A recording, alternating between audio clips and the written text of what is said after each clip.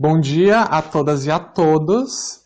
Eu agradeço pela presença e gostaria de cumprimentar especialmente a banca que gentilmente se disponibilizou a ler e avaliar e estar presente hoje aqui nessa apresentação. Eu começo apresentando o título da minha dissertação, que é O cultivo de comunidades de prática para a formação continuada de professores na interface escola-universidade, um olhar histórico sobre as vivências do Núcleo de Pesquisas em Inovação Curricular. Eu sou Douglas Grando de Souza. E eu gostaria de começar essa apresentação com a importância da aprendizagem para o exercício profissional. Não existe trabalho sem aprender o trabalho. E isso é especialmente válido na profissão docente, porque o trabalho docente lida com práticas e conhecimentos que estão em constante transformação, em mudança contínua. E dessa maneira, nós enxergamos que a formação continuada de professores tem um papel urgente a desempenhar. Aqui a gente quis ilustrar esse papel através dessa trajetória de uma oportunidade que é oferecida continuamente para a aprendizagem dos professores, desde o início da sua carreira, lá no fim da formação inicial, até o fim dela, perto da aposentadoria. Entretanto, aquele que é o modelo que é predominante na formação continuada de professores está um pouco longe disso, enfrenta limites e dificuldades. Ele é quase que uma formação descontinuada. É marcado por cursos pontuais e de curta duração, que pouco têm revelado impacto nas práticas docentes em sala de aula. É caracterizado por uma lógica de transmissão de conhecimentos que são formulados por especialistas para os professores, possibilitando pouco protagonismo dos conhecimentos docentes. É também marcado pelo distanciamento das expectativas e necessidades dos professores em sala de aula, marcando, sobretudo, um distanciamento entre a escola e a universidade. E, por fim, tem um caráter individualizado, entendendo o professor como um indivíduo. E esse modelo predominante, ele está longe do que a gente espera para uma formação continuada. Uma formação que coloque professores a trabalhar juntos, uns com os outros, coletivamente, sendo protagonistas da sua formação. Uma formação que articule escola e universidade e que, sobretudo, tenha uma longa duração. Bom, mas como pensar isso? A área de educação em ciências, ao longo dos anos, tem adotado as comunidades de prática como uma alternativa para essa formação continuada de professores. Essas são as configurações sociais que são um elemento central na teoria social da aprendizagem de Etienne Wenger, que vem sido construída colaborativamente desde a sua colaboração com Jim Levy, neste primeiro livro apresentado, Aprendizagem Situada, e que foi aprofundado ao longo de outras obras. As comunidades de prática dizem respeito àqueles grupos, o conjunto de pessoas que está envolvido ativamente em uma aprendizagem conjunta. E ele tem como centro a ideia de entender como a aprendizagem ocorre para fora de ambientes formais ou em ambientes profissionais, onde não há currículos, onde não há avaliações, como, por exemplo, em famílias de parteiras que passam suas práticas e seus conhecimentos profissionais de geração em geração, de mãe para filha, ou em grupos de pescadores, onde os mais novos aprendem em conjunto com os mais velhos conhecimentos extremamente especializados, como a época própria para a pesca ou como lidar com redes. Não demorou muito para que também na profissão docente, as comunidades de prática tenham se revelado uma valiosa ferramenta. Como os professores podem aprender uns com os outros sobre a sua prática profissional. Como podem desenvolver os seus conhecimentos colaborativamente com seus colegas de profissão e com outros profissionais. Por isso, as comunidades de prática são um recurso muito valioso. E a literatura em educação em ciências tem apontado isso. Se enxerga que esses são espaços para favorecer a colaboração na formação continuada de professores, articulando a escola e a universidade, promovendo a criação e a difusão de inovações, sejam didáticas, curriculares ou avaliativas, e também sendo um espaço onde é possível sustentar a criação de identidades docentes. Por isso, as comunidades de prática são muito importantes para a formação continuada de professores. E, embora esses sejam espaços que possam surgir espontaneamente, eles também podem ser cultivados. A questão central é como cultivá-los, e esse é o nosso problema de pesquisa.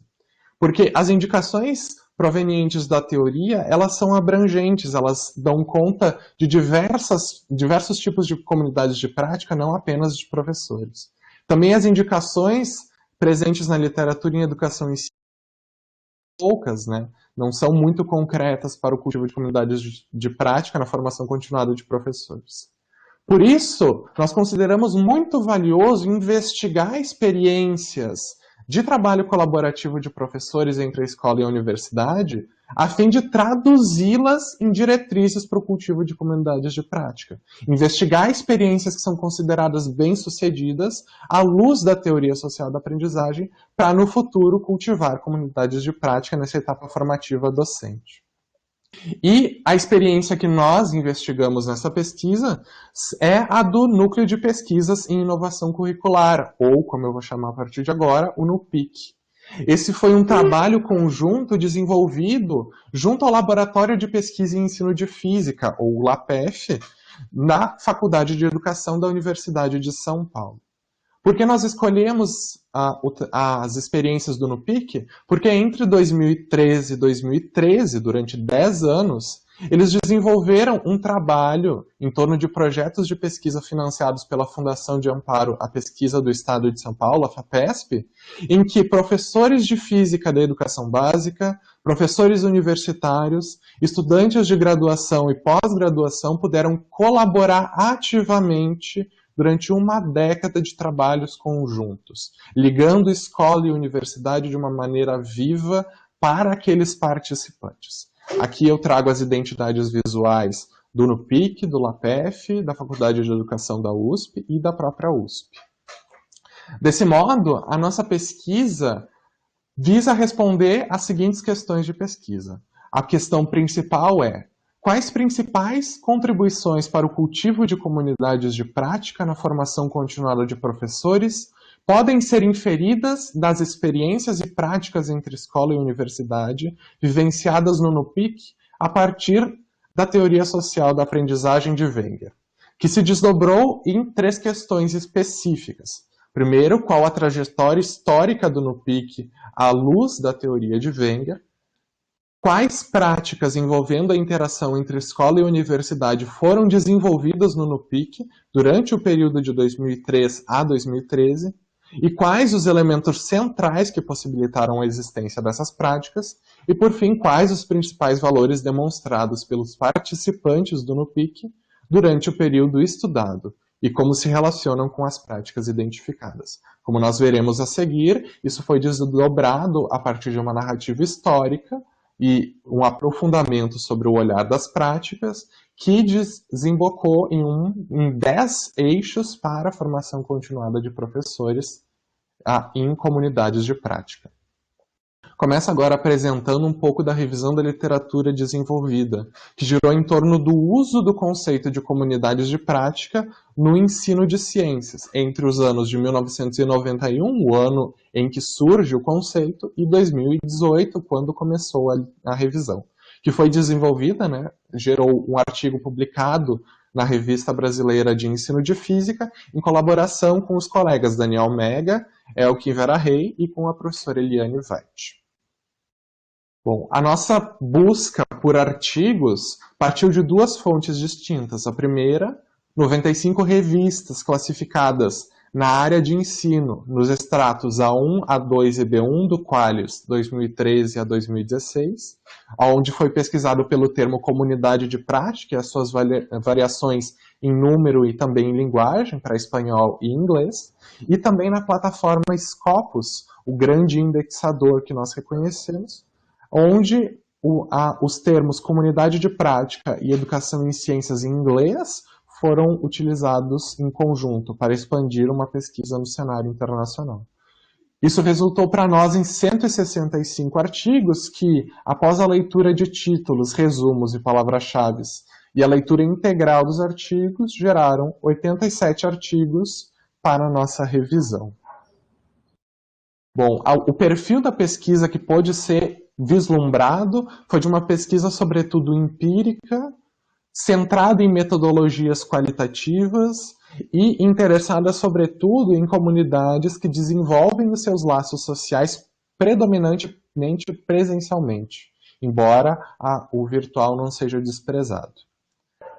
As comunidades também são, sobretudo, ligadas a comunidades que foram fomentadas ou criadas pelos próprios pesquisadores e se dividem tanto em ambientes formais quanto não formais de ensino em todas as etapas e níveis de ensino. Para a nossa pesquisa, especialmente, 21 artigos voltaram-se à temática de formação continuada de professores. E é sobre eles que eu me debruço agora em torno de 3 eixos.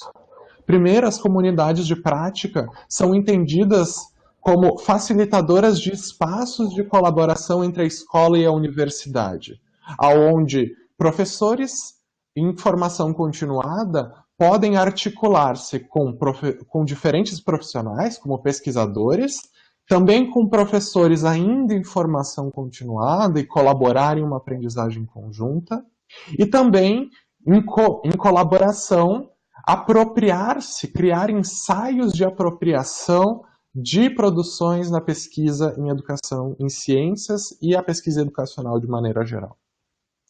Em um segundo eixo de discussão, as comunidades de prática formam estruturas que auxiliam na criação e na difusão de inovações. Esse era o tema principal da maioria dos artigos, onde se poderia vislumbrar a adoção e a criação de novas propostas didáticas, avaliativas, o uso de recursos digitais, sobretudo recursos livres, e, por fim, entender como a aprendizagem dos professores podem ocorrer em meio a mudanças curriculares ou na própria instituição escolar. Por fim, as comunidades de prática amparam ambientes para o desenvolvimento da identidade docente, seja na relação entre o ser professor e o ser pesquisador, quanto o ser professor em meio a uma comunidade multicultural ou de culturas específicas. Desse modo, a literatura apresenta para nós um local onde a nossa pesquisa se insere. Existem poucos artigos brasileiros, apenas 3, embora as comunidades de prática sejam valorizadas. Também há uma ausência expressiva das orientações para o cultivo das comunidades de prática na formação continuada de professores, sendo possível apenas identificar uma ênfase sobre a inovação e o desafio, sobre o trabalho colaborativo, uma explicitação dos ambientes como sendo seguros para todos, e, por fim, o potencial de uso de ambientes digitais, sobretudo os ambientes livres. Nesse momento, eu gostaria de aprofundar um pouco mais o referencial teórico da teoria social da aprendizagem de Wenger e trago de volta aquele exemplo dos pescadores que continuamente aprendem e se engajam. Se mostra diferente de como a gente entende a aprendizagem cotidianamente, limitada a espaços e tempos concretos, enfatizando o início da vida e, sobretudo, ligada a instituições formais. Para Wenger, a aprendizagem ocorre além disso. Ela faz parte de quem nós somos enquanto seres humanos, porque ela faz parte da nossa prática social, da nossa inserção em uma prática social, da nossa vivência enquanto seres humanos uns com os outros. A aprendizagem ela é entendida como situada, ou seja, ela está intrinsecamente ligada aos locais, ao tecido social, às situações aonde ela ocorre. E dentro da teoria social da aprendizagem de Wenger, ela é descrita em torno de 4 eixos. A comunidade, onde aprender é entendido como uma experiência de afiliação nas comunidades de prática. A prática, onde aprender é entendido como uma inserção em um fazer conjunto historicamente sustentado. O significado, onde aprender é entendido como uma experiência significativa do mundo. E a identidade, onde aprender significa tornar-se alguém em meio a uma comunidade de prática. Tornar-se um participante pleno e legítimo.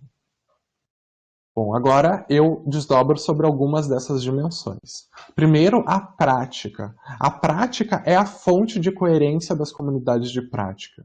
É em torno dela que se sustentam as relações sociais. E ela é desdobrada em torno de 3 dimensões: o compromisso mútuo, o empreendimento conjunto e o repertório compartilhado. O compromisso mútuo dá sentido às ligações e ao engajamento, à responsabilização mútua entre os participantes. O empreendimento conjunto diz respeito aos objetivos, os caminhos e tudo aquilo que move uma comunidade de prática em torno do que ela se sente impelido a fazer. Por fim, o repertório compartilhado diz respeito a tudo que os participantes compartilham, desde histórias, discursos, estilos, instrumentos, conceitos. A prática, ela é desenvolvida ao longo do tempo em termos da negociação de significados. Porque enquanto desenvolvem ela, os participantes reproduzem, reinterpretam e transformam significados da sua participação e daquilo com que a comunidade de prática se importa.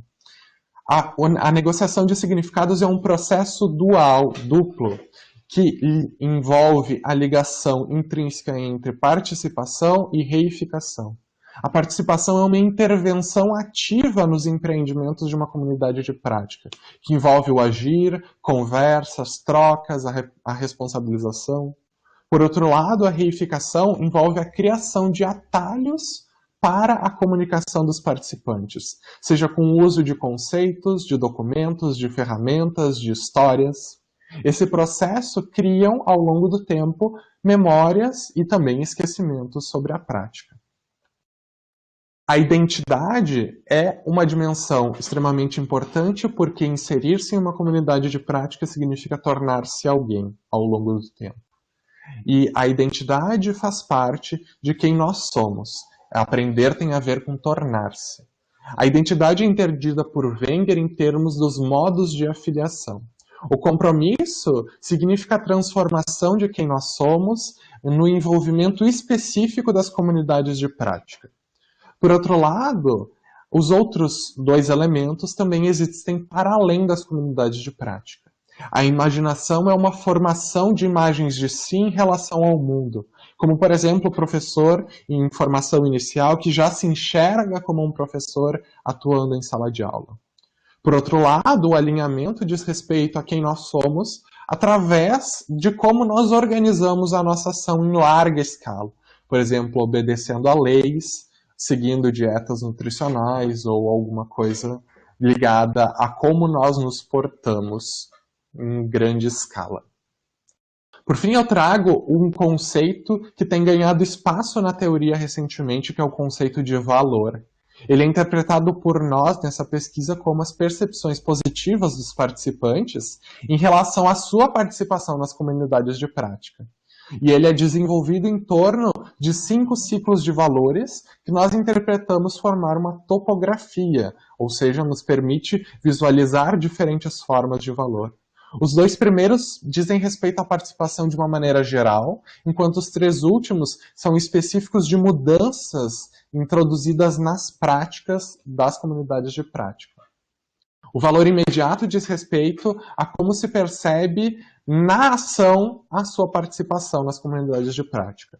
O valor potencial, por outro lado, diz respeito aos ganhos advindos da participação.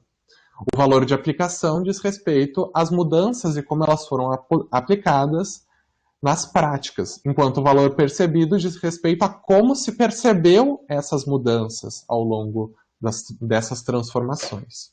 E, por fim, o valor da avaliação diz respeito a como essas mudanças inseridas puderam trazer nova luz sobre aquilo que é importante nas comunidades de prática.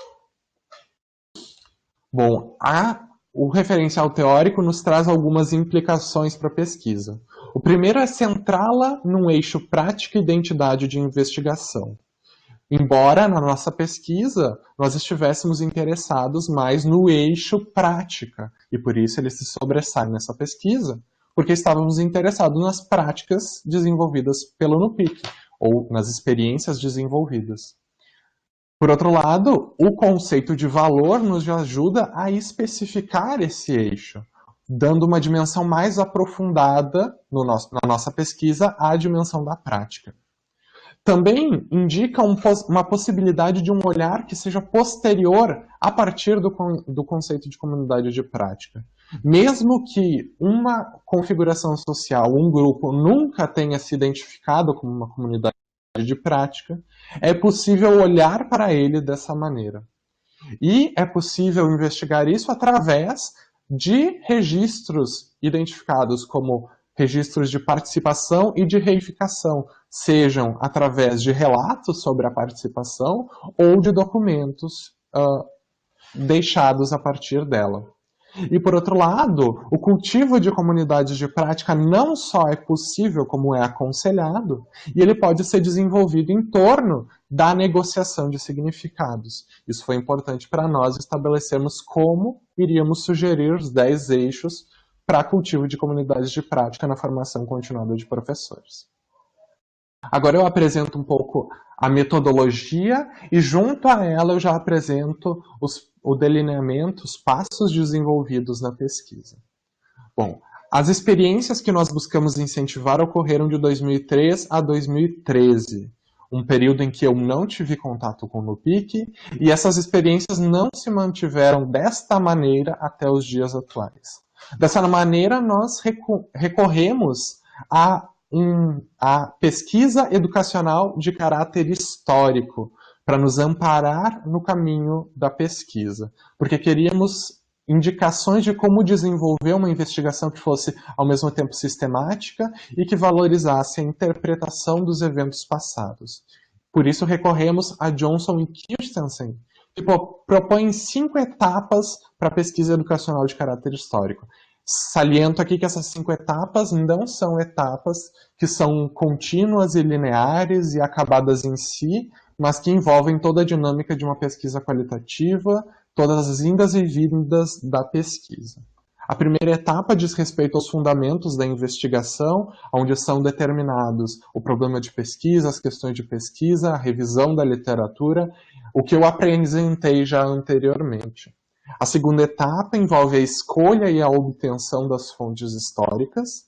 A terceira envolve a avaliação dessas fontes de pesquisa. A quarta, a análise e a síntese das informações obtidas. E, por fim, a apresentação de um relato histórico. Agora eu vou apresentar um pouco melhor o que foi desenvolvido ao longo dessas etapas. Bom, as fontes históricas são, para nós, à luz do nosso referencial, os registros deixados por uma possível comunidade de prática em torno da participação e da reificação. Foi escolhido como uma fonte histórica principal os relatos de participantes nos períodos que nos interessaram. Foram escolhidos 8 participantes e foram realizadas 8 entrevistas, totalizando 7 horas e 17 minutos. Essas entrevistas ocorreram em Porto Alegre e também em viagem de campo a São Paulo, em 2019, e também online entre 2019 e 2020. Saliento que as entrevistas eram para serem desenvolvidas totalmente na viagem de campo, exceto a primeira, onde nós testamos a nossa entrevista, embora nós sentimos necessidade de fazer outras a partir da percepção de que nós precisávamos de um outro olhar para a nossa pesquisa. As entrevistas foram realizadas com participantes que atuaram como professores de física da educação básica, estudantes de pós-graduação e professores universitários. A avaliação dessas fontes foi feita a partir da corroboração, seja entre os relatos em si, que foram transcritos totalmente, mas também com outros documentos ligados a essa participação, como relatórios e projetos de pesquisa, os currículos Lattes dos entrevistados e de pessoas mencionadas, e as informações presentes no site do grupo. Para a análise das entrevistas e também das fontes que foram utilizadas para corroboração, nós recorremos à análise de conteúdo de Lawrence Bardan, que consiste num espectro de ferramentas de análise para as comunicações humanas, cujo objetivo é basicamente alargar o tempo de contato entre o pesquisador, o contato inicial com os documentos e a interpretação feita pelo pesquisador. A análise de conteúdo é desenvolvida entre 3 etapas: a pré-análise, a exploração do material e a interpretação controlada.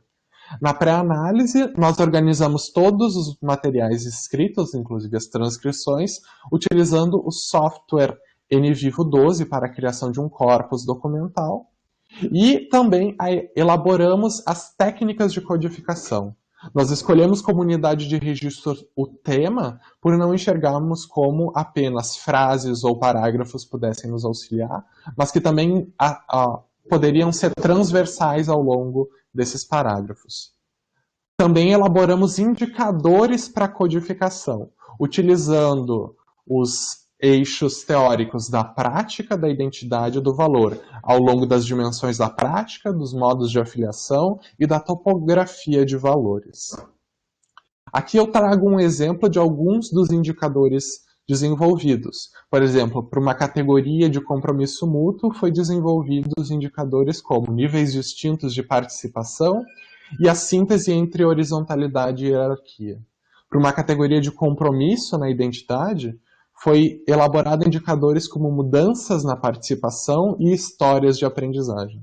E por outro lado, para a categoria de valor potencial, indicadores como diminuição do isolamento e necessidade e fornecimento de ajuda foram elaborados. Na exploração do material, nós utilizamos o software NVivo 12 para fazer uma análise qualitativa, selecionando, codificando trechos, como mostrado na imagem, e agrupando-os em torno de nós.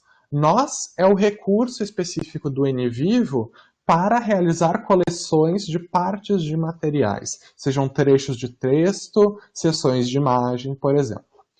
Nós criamos nós a partir das categorias prévias já apresentadas, como na imagem, aqui os nós de prática, identidade e valor, e também criamos nós a partir das categorias emergentes, que são aquelas que foram construídas através da leitura do texto e que não poderiam ser elaboradas previamente, mas que nos auxiliaram a estruturar historicamente, ou seja, um nó específico para uma cronologia histórica, e também para entender as relações que o NUPIC, enquanto grupo, tinha com outras instituições. Aqui eu trago alguns exemplos de trechos e de como eu categorizei ao longo da pesquisa. Aqui diz Davi, e Davi é um pseudônimo, nós usamos pseudônimos ao longo da pesquisa, e assim, a partir de um certo tempo, levou um certo tempo para eu poder me engajar, assim no sentido de me apropriar daquilo que estava acontecendo dentro do grupo. A partir do momento que eu comecei também a externar minhas opiniões, elas eram bem vistas também, né? Que foi categorizado em nós para o compromisso mútuo, por níveis distintos de participação, mas também um ganho em prestígio social dentro dos nós de valor potencial, em uma voz perante ao grupo.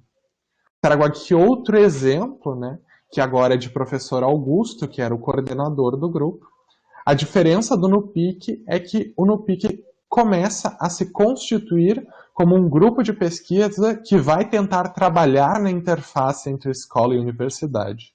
Então, nesse sentido, talvez o DNA do grupo seja isso. É um grupo que trabalha na ideia de uma pesquisa com intervenção, né? Uma intervenção guiada por pesquisa, que foi categorizado em nós para centro de interesses e objetivos do NUPIC, relacionado ao compromisso mútuo, e um nó específico, forma como percebeu as práticas em que se engajou para o valor imediato, uma vez que ele percebia isso como importante na sua prática do NUPIC. Por fim, as categorias desenvolvidas e organizadas em nós sustentaram a interpretação controlada, que fundamentou especificamente a construção de uma narrativa histórica das experiências do NUPIC, um olhar aprofundado para as práticas identificadas através dos valores e que, juntos, sustentaram a construção de diretrizes, 10 eixos para o cultivo de comunidade de práticas. Agora eu começo apresentando a narrativa histórica, que eu saliento já ser uma forma de análise das fontes históricas. Já é em si um resultado de pesquisa e que permite situar os eixos produzidos para o cultivo de comunidades de prática. Ele responde às duas primeiras questões específicas de pesquisa, e aqui eu vou apresentar de uma maneira mais sintética, tá? Apresentando em torno de 3 momentos. Um momento prévio à constituição das relações comunitárias que nós identificamos, o primeiro, um momento ligado ao primeiro projeto desenvolvido pelo grupo e, após, ligado ao segundo projeto. Bom, a constituição do NUPIC, né, esteve envolvida em uma série de fatores que se ligaram para que, lá em 2002 e 2013, entre esse período, se pudesse estabelecer a ligação entre os professores de física da educação básica, os professores universitários e os estudantes de graduação e pós-graduação para o trabalho colaborativo conjunto. Primeiro, os professores de física já tinham um espaço dentro do LAPEF, pois desde 1998 já desenvolviam um trabalho conjunto com a professora Cecília, que é a coordenadora do LAPEF. Por outro lado, em 2002, Augusto começa a participar, né, ingressa na Universidade de São Paulo e se associa, se liga ao Laboratório de Pesquisa e Ensino de Física e começa a angariar estudantes, interessando-se sobretudo pela temática que seria a temática de trabalho do NUPIC, a transposição didática de conhecimentos de física moderna e contemporânea. Por outro lado, as relações entre a escola e a universidade eram percebidas como importantes para o grupo e tinham a possibilidade de ocorrer através de projetos financiados pela FAPESP. Dessa maneira, entre 2002 e 2003, os participantes em coletivo propõem um projeto que é aprovado pela FAPESP, intitulado Atualização do Currículo de Física no Ensino Médio das Escolas Estaduais, a transposição das teorias modernas e contemporâneas para a sala de aula. Esse projeto durou entre novembro de 2003 e outubro de 2007. Eu coloco aqui o período mais de 2008 porque é um período pós esse projeto. E é entendido também como um auge das práticas do NUPIC.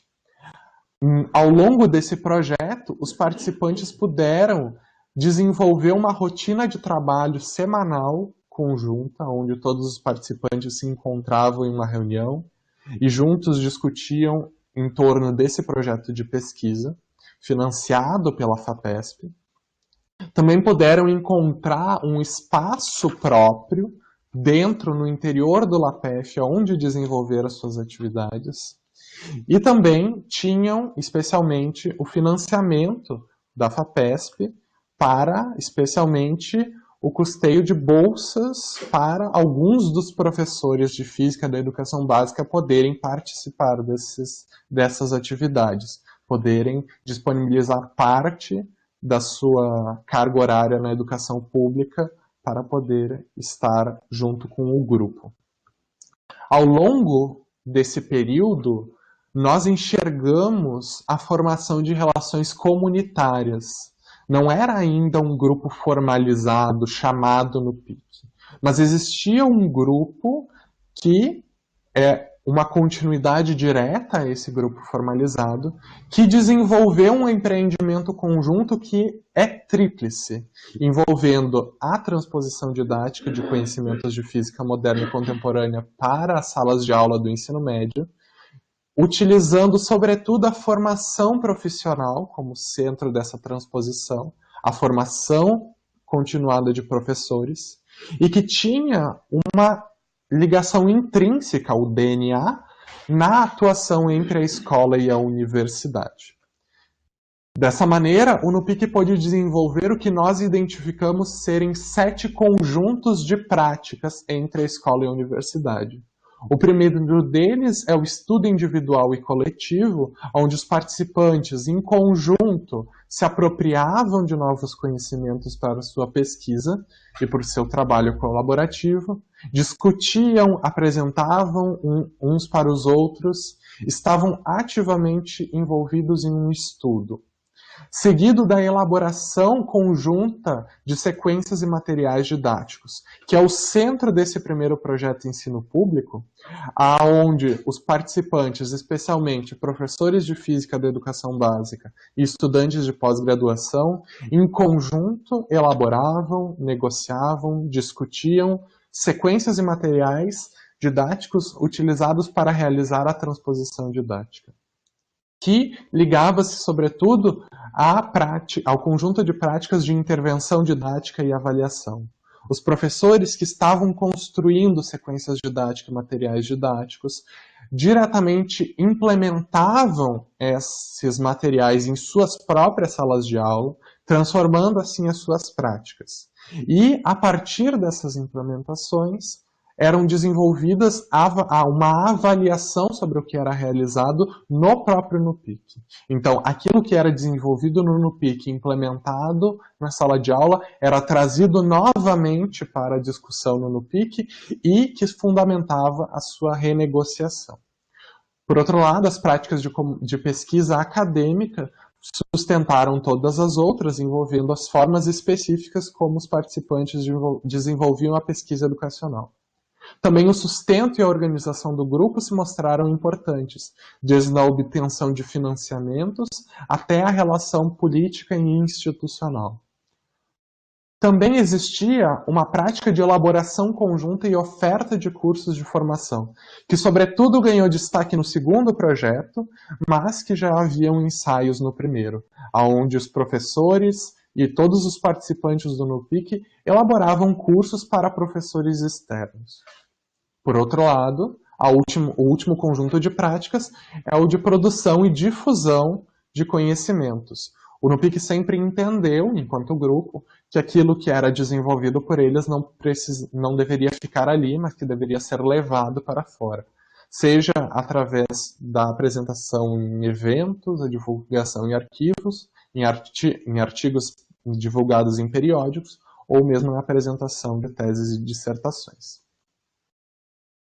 Ao longo desses 4 anos, houve um impacto significativo na formação dos professores. Percebemos uma continuidade geracional, embora os participantes fossem mudando ao longo do tempo, eles eram impactados, aprendiam com os participantes mais antigos, e também destacamos novamente a questão do amparo formado pelo financiamento da FAPESP.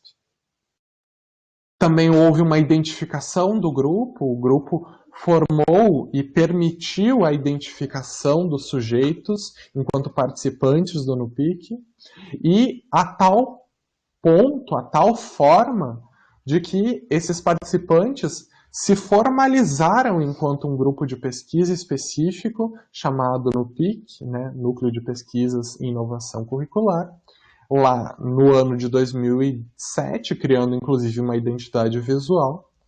E a partir dessa formalização, e que estava ligado ao fim do primeiro projeto Ensino Público, houve um período de ato e preparação para o segundo projeto. No segundo projeto, que foi intitulado A Física Moderna no Ensino Médio e Formação de Multiplicadores para a Rede Pública de Professores de Física, que ocorreu entre maio de 2009 e abril de 2013, a ênfase recaiu sobre a formação de professores multiplicadores. A ideia principal era de que, formadas sequências didáticas e materiais didáticos, aquilo deveria ser levado para um grande público de professores de física.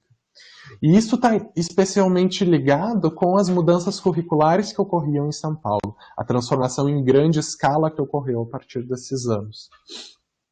Dessa forma, o NUPIC se voltou à formação de cursos de formação profissional, de formação continuada de professores, voltados a criar professores que, recebendo essa formação pela equipe do NUPIC, poderiam levar para outros professores das suas diretorias de ensino.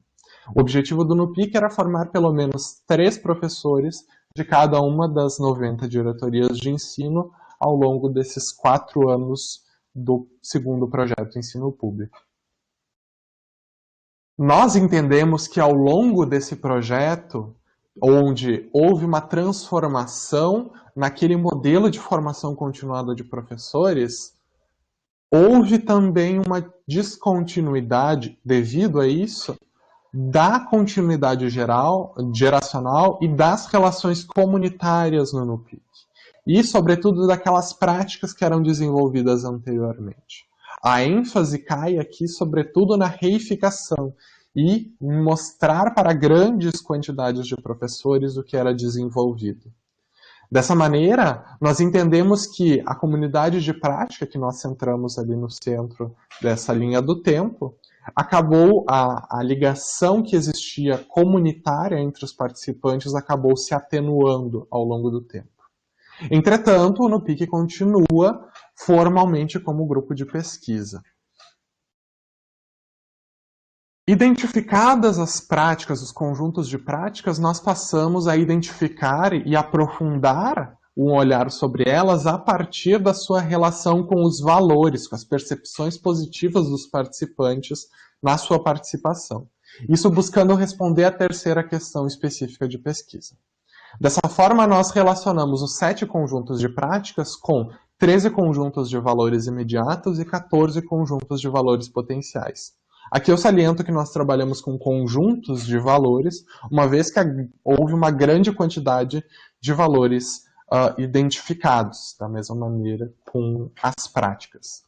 Trago aqui alguns exemplos de conjuntos de valores, né? E também saliento que só trabalhamos com valores imediatos e potenciais, uma vez que os 3 últimos conjuntos na topologia de valores não são de fácil identificação no geral de uma participação.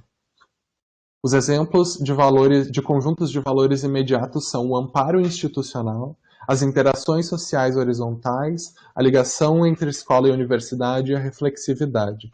Enquanto exemplos de valores potenciais são a ajuda mútua, os laços institucionais, a aprendizagem sobre as relações humanas e a compreensão de formas de aprender. Para relacionar as práticas e os valores, nós lançamos mão de um filtro qualitativo. Estabelecer essas relações foram desenvolvidas qualitativamente, mas através de um filtro que me auxiliou a dar conta de todos esses valores sem que eu possa tendo uma estrutura de referência para isso. O filtro qualitativo foi o de concordância ou discordância a 2 afirmações. Se estariam relacionados os valores no contexto da entrevista aos conjuntos de prática e, segundo, se eu, a partir da narrativa desenvolvida, poderia interpretar essa relação como existente. Dessa forma, nós estabelecemos baixas, médias e altas relações. E os principais valores e práticas identificados foram aqueles que nós identificamos com a maior quantidade de altas relações, ou seja, nós filtramos com 70% de altas relações. Aqui o mais fraco indica as altas relações, enquanto a cor mais escura indica as médias. E os principais valores imediatos foram, por exemplo, a colaboração, a responsabilidade e o trabalho no projeto. Nós identificamos como 2 estruturas principais para os valores identificados. Os valores sociais, aqueles que estavam ligados à participação, ou seja, para os entrevistados era muito importante a sua participação no NUPIC, mas também os valores diretrizes, ligados àquilo que a gente identificou como um empreendimento conjunto. Ou seja, para os entrevistados, era explicitamente entendido como valor aqueles elementos do empreendimento conjunto. Entre os principais valores potenciais, a gente pode citar a ajuda mútua, o reconhecimento e voz frente ao grupo e a aprendizagem sobre a profissão. Aqui se explicitam ganhos que são interpessoais, ligados a valores sociais, mas também ganhos pessoais em termos da participação, em termos de conhecimentos e recursos sobre a sua própria profissão. Por outro lado, os principais conjuntos de práticas que mais se relacionaram com os valores formam uma rede que nós identificamos como sendo possível também de levar para o cultivo de comunidades de prática. São eles o estudo individual e coletivo, a elaboração conjunta de sequências e materiais didáticos, a implementação didática e avaliação, e a produção e difusão de conhecimentos. Por fim, esses estudos permitiram a nós estabelecer 10 eixos para o cultivo de comunidades de prática na formação continuada de professores, atuando entre a escola e a universidade, que é a resposta à nossa questão principal de pesquisa. Seguindo as orientações de Wenger, nós estabelecemos isso em torno da participação e da reificação. Desse modo, os eixos estimulam a negociação de significados possíveis no cultivo de comunidades de prática, ou seja, em fomentar as condições para que surjam as comunidades de prática e para que elas se sustentem ao longo do tempo. Saliento aqui que nós estabelecemos esses eixos em torno de questões diretrizes, em torno de questões norteadoras. Primeiro porque esse é o trabalho, a forma como Wenger tem desenvolvido ao longo da sua teoria, mas também por entendermos que nós não temos como especificamente estabelecer critérios que sejam para todos, mas sim estabelecer questionamentos para que os interessados no cultivo de comunidades de prática possam refletir especialmente aquilo que nós achamos importante refletir. Em torno da participação, o primeiro eixo é o eixo profissional, ligado às experiências de relação entre diversos profissionais no NUPIC. Entre eles, algumas questões que nós levantamos são quais profissionais irão compor a comunidade de prática em conjunto com os professores da educação básica e quais concepções sobre o conhecimento profissional e as perspectivas de carreira poderão ser partilhadas entre os participantes. O eixo valorativo, ligado sobretudo ao estudo das relações entre práticas e valores, pode nos dar alguns indicadores sobre como estabelecer valores e a importância dos valores nas comunidades de prática. Alguns questionamentos são quais valores podem ser compartilhados entre os diferentes membros da comunidade de prática e quais temáticas de interesse para os participantes. Em um eixo político-institucional, nós reconhecemos que o NUPIC existiu em torno de instituições que o ampararam. O LAPEF, a FAPESP, a Faculdade de Educação, a USP como um todo, as escolas, a rede de ensino.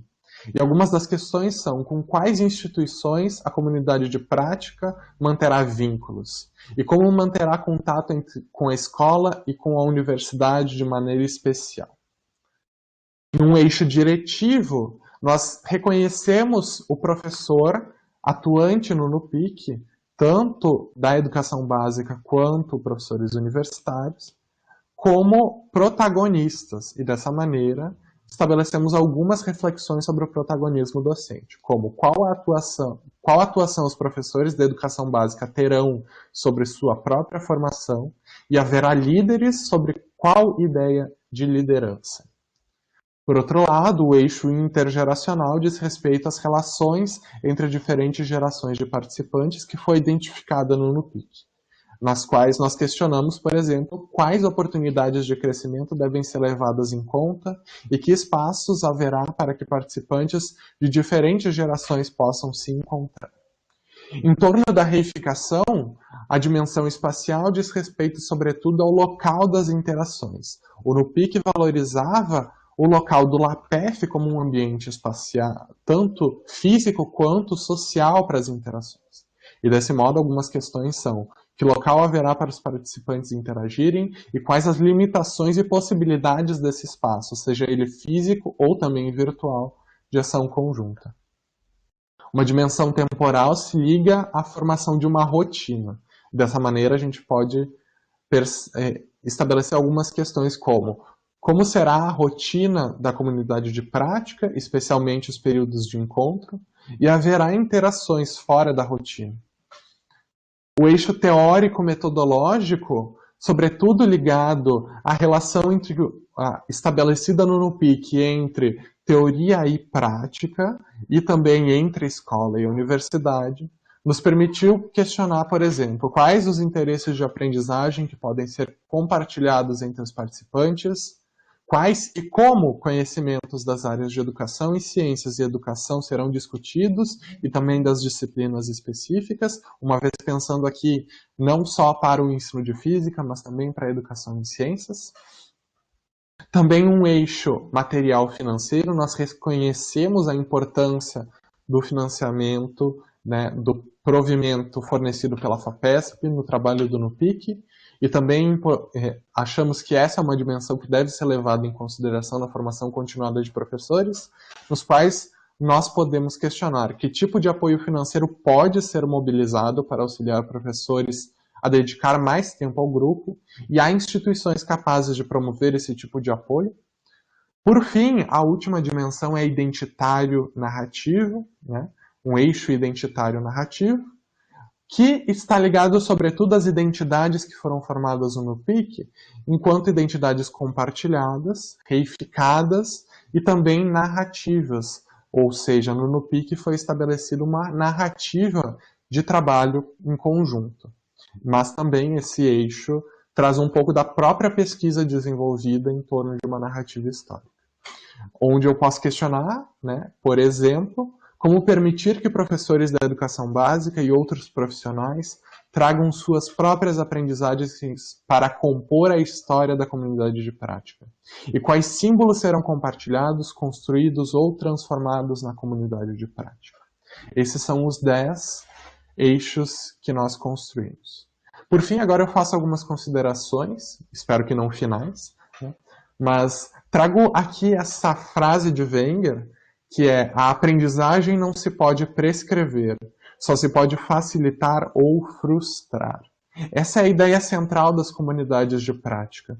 A gente não pode estabelecer rigidamente a aprendizagem, nós podemos dar oportunidade para que ela aconteça. E também a nossa pesquisa quer, nesse espírito, dar oportunidade para que as comunidades de prática possam surgir. Quer auxiliar para que essa oportunidade de aprendizagem possa ser dada. E desse modo, trazendo lá aquela trajetória que foi descontinuada lá do começo da minha apresentação, a minha expectativa é que, com esse trabalho, se possam construir comunidades de prática que auxiliem para que essa trajetória seja um pouco menos descontinuada. Auxiliem os professores a terem um trabalho colaborativo em conjunto e serem amparados no seio de comunidades de prática. E é isso. Essas são as minhas referências, que foram as referências utilizadas nessa apresentação. Especialmente aqui trago também as imagens, e eu agradeço a todas e todos por estarem aqui, pela participação. Agradeço especialmente aos participantes da pesquisa, que gentilmente puderam conceder lembranças em suas entrevistas, que me permitiram partilhar um pouco dessas experiências tão marcantes na sua vida profissional, e também ao professor Ives Araújo, que é participante da nossa pesquisa, que estava submetida na Plataforma Brasil. Eu queria agradecer pelas inestimáveis contribuições para essa participação. Muito obrigado a todos. Douglas, muito obrigada. Eu convido a banca para ligar as suas câmeras, porque vai... Extremamente importante, né? O estudo das práticas sociais, né? Então, ao longo da leitura, eu não pude deixar de fazer relações com as minhas leituras sobre esse conceito de prática, né? Então, primeiro aspecto é sobre isso. Muito bem, então a banca se reuniu, Douglas, e todos avaliadores consideraram que tu mereces conceito A, esse é o conceito final, parabéns. Obrigado, muito obrigado.